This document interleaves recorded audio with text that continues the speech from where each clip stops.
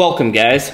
Today I'm going to show you how I go about doing some e-scouting from home. As you guys know, we are big proponents of the OnX app on our phones. We use it all the time. But when you sign up for the app, you also get the version on your laptop or your PC. And so what's nice is everything I do on the app is transferable to my computer at home, vice versa.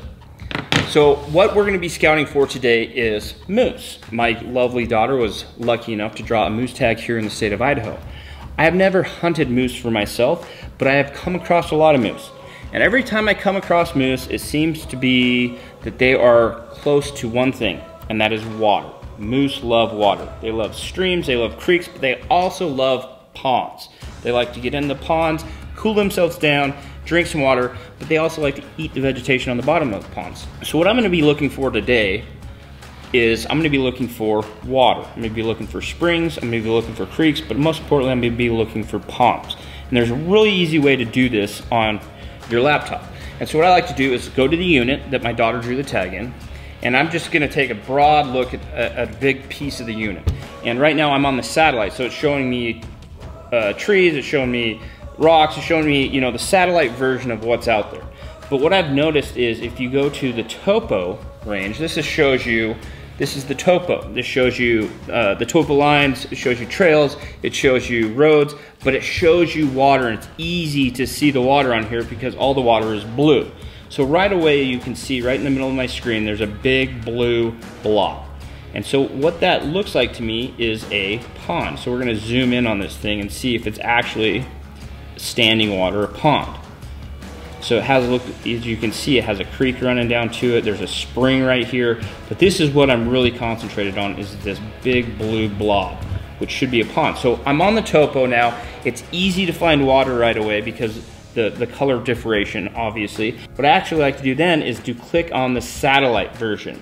And so then I can actually see what it would look like if I was sitting above this land at a couple hundred feet. As you can clearly see, that looks like standing water. It looks like a big pond, a stream running into it, and some really great timber right around it.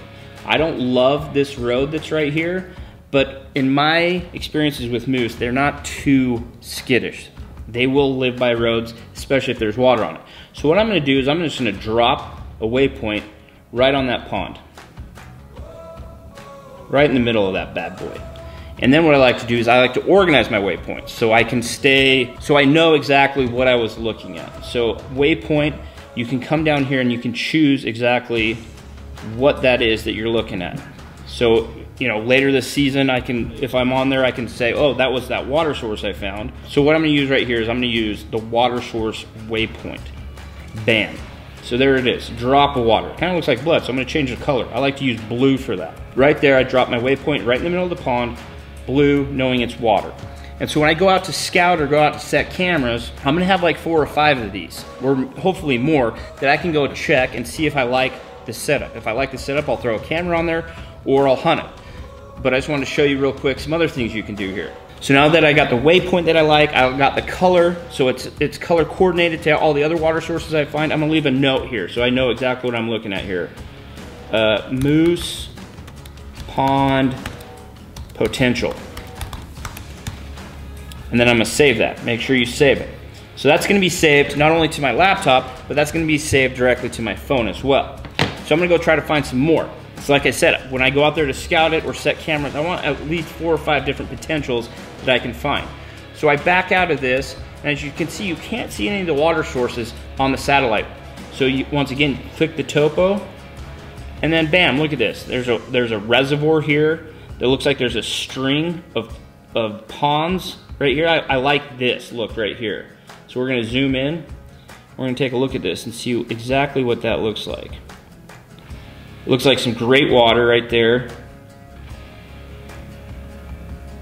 Spring running into it, 5 or 6 ponds, stream coming out. Then we're gonna click the satellite again. So look at that. That looks like moose habitat to me.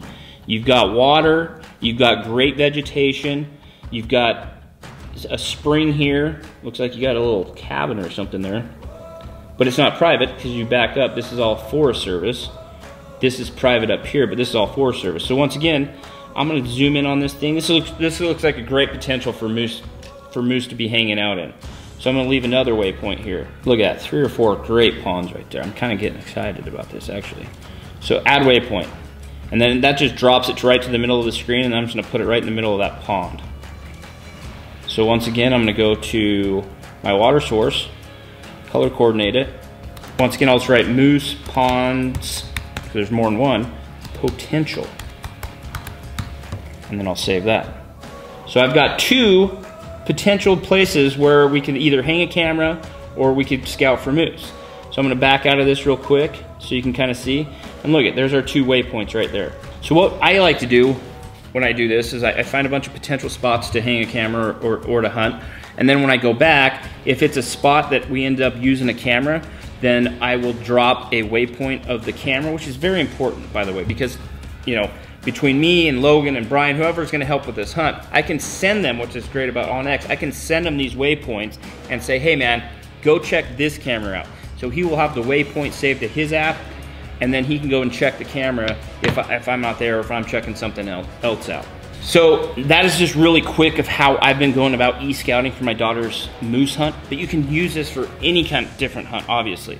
You know, elk, deer, antelope, whatever game you're chasing, fishing, whatever it might be, you can e-scout right from the comfort of your home, which is super important. It will never beat boots on the ground, but we always say if you go into a hunt prepared with some ideas or some potential spots, you're gonna be light years ahead. I would highly recommend that you spend some time there in person, but before you ever get there, know exactly what you're gonna be going into. Know some areas, some waypoints that you can go look that you have found from your home.